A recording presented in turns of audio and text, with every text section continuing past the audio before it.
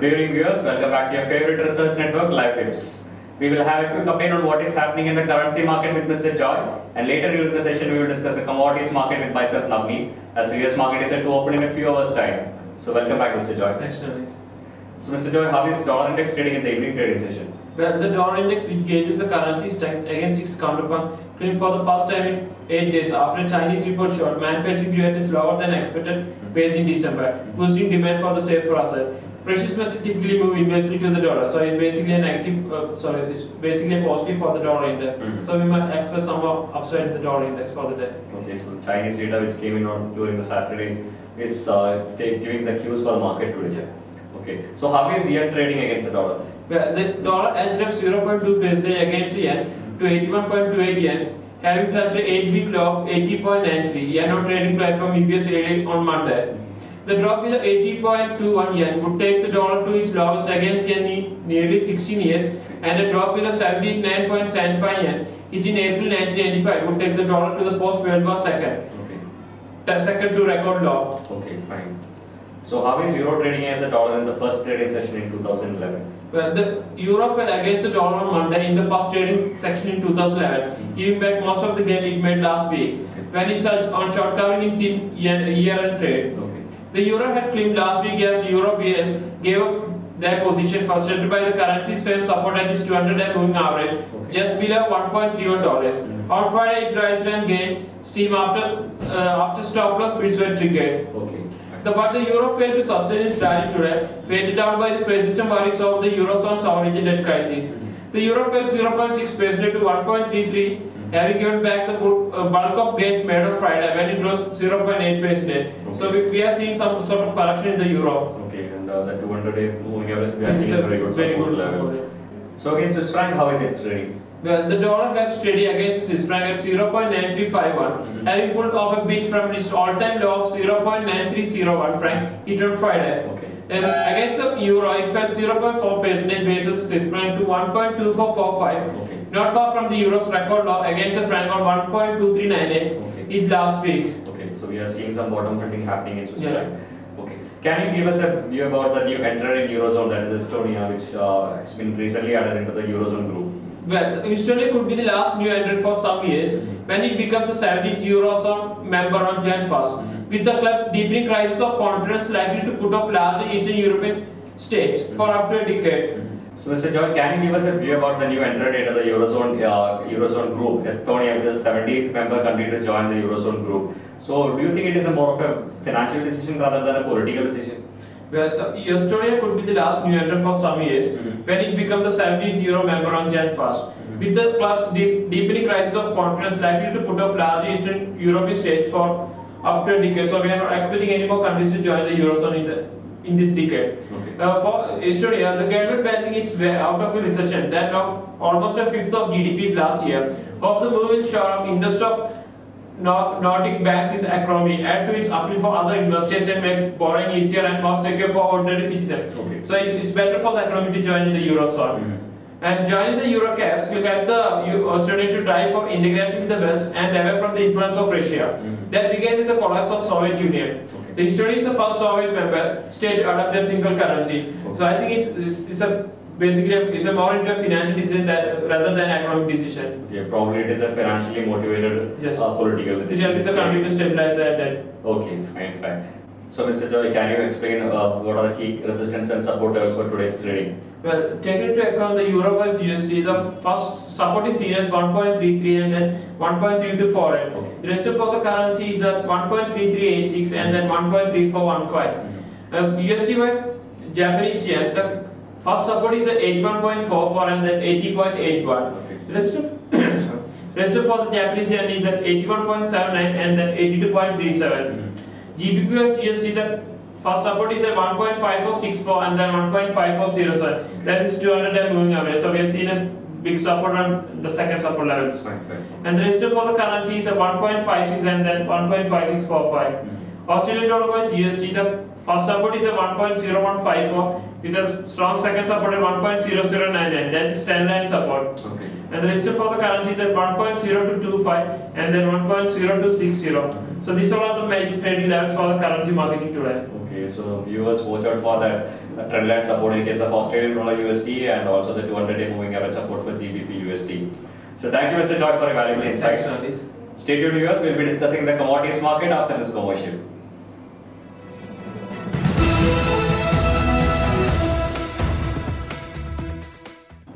Welcome back, viewers. We'll discuss the commodities market with Mr. Navneet. Welcome, Mr. Navneet. Thank you, sir. So, Mr. Navneet, can you throw some light on the major economic data releases for the day? Yeah.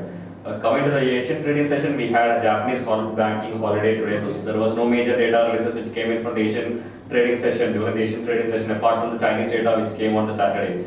And coming to the European trading session, it was a French, German, Italian, and UK bank holiday today. Only we had a Eurozone data release which came in, that is a final manufacturing PMI data which came in at 57.10 as against the forecasted value 56.90. That was the only data which came in today from the Eurozone area. Yeah. Coming to the US trading session, we have ISM manufacturing PMI forecasted to come in at 57 as against the previous value 56.60. And also we had the construction spending on a month-on-month basis expected to expand at a slower pace of 0.2% as against the previous value of 0.7%. So there is some constraint that is coming in from the form of construction data which is expected during the evening trading session. Then we have the US ISM manufacturing prices data, which is expected to rise to 71.2 as against the previous value of 69.50. So there is some positiveness expected in the ISM data, which is expected to come into the evening trading session. So it is a mixed bag of data which you are expecting in the evening trading session. So what are the key supports and resistance levels to look out for the commerce trading section? Let's begin with the gold. Yeah. Gold witnessed a consolidation pattern emerging in the technical charts during the Asian trading session today. $14.50 will be the crucial support level to watch out for during intraday trading. A successful breakdown below this key support level could see the prices testing the $1403.50 levels on the downside. So $1403.50 will be the key support level to watch out for today's trading session. $14,119.50 will be the key resistance level to watch out for during upside trading in today's trading. And also a successful breakout below above this level could see the prices retesting the all-time high levels of $1432.50 during the upside movement. So this is a very key levels to watch out for, because if this level is broken, probably we could see further supporting buying happening in the commodity complex. RSI is hovering around the 67.70 level side of the COMEX trading session, just a notch below the overbought territories in fact. So probably we will be seeing some volatile trading session during the data release time. Also we might see the gold will cover this all-time high in this week time. Exactly. Okay, fine. So what about silver? What are the trading trends in silver? Silver has broken above the bullish channel that has been formed during the last week's trading session. $31.05 will be acting as an intermediate support level for the prices. A successful breakdown below this level could see the prices testing the $30.65 levels on the downside. On the contrary, $32 will be the key resistance level to watch out for upside trading. RSI is hovering around the overbought territories of 66.55 levels ahead of the COMEX trading session. So it is just nearing the overbought territories in case of gold and silver trading. Probably we might see some correction coming in, but it will be over depending on the data release that is expected to come in. Okay, fine. So, and coming to the crude, what is the trends that is shaping up the crude market? Yeah, crude oil prices have been hovering around the key resistance level of $92.50 during the thinly traded Asian and European trading session. We saw very less volume build-up happening in the crude oil commodity. Okay. A successful breakout above the key resistance level could see the prices testing the next key level of $93 on the upside. $91.50 will be the key intraday support level to watch out for. RSI is hovering around the 20-day moving average level of 67.83 in the hourly charts. Again, it is also nearing the overbought territories. So what about natural gas? Are we seeing any good volume build-up happening in natural gas? Yeah, natural gas managed to hold about the 40-day simple moving average support level of $4.24 during last week's NYMEX trading session. So that was a very good support level which market had, and this will be a good support level to watch out for today's intraday trading session also. A breach below this level with convincing volumes could see the prices testing the key support level of $4.10 on the downside. Prices are hovering around the key resistance level of $4.50 ahead of the NYMEX trading session. A successful breakout could see the prices testing the $4.65 levels during intraday trading today. So RSI is hovering around the 55.838 levels ahead of the NYMEX trading session. Okay, fine. So what about copper? What are the trends in copper? Yeah. Copper prices have been hovering around the key intraday support level of $450 ahead of the European trading session. In fact, during the European trading session, ahead of the COMEX trading session, intermediate support for the prices lies at $448 levels, A successful breakdown below this key support level could see the prices testing the $446 levels on the downside. Again, this is a very good trendline support level for the commodity prices. Yes, a breakout above the key resistance level could see the prices testing the $450 levels on the upside. RSI is hovering around the oversold territories of 73.68 levels ahead of the COMEX trading session in hourly charts. So probably we might see some correction happening in copper prices. Thanks, Nandi, for your quick update. Sure. So keep watching viewers. We have the equity market section with Mr. Viresh coming after this commercial.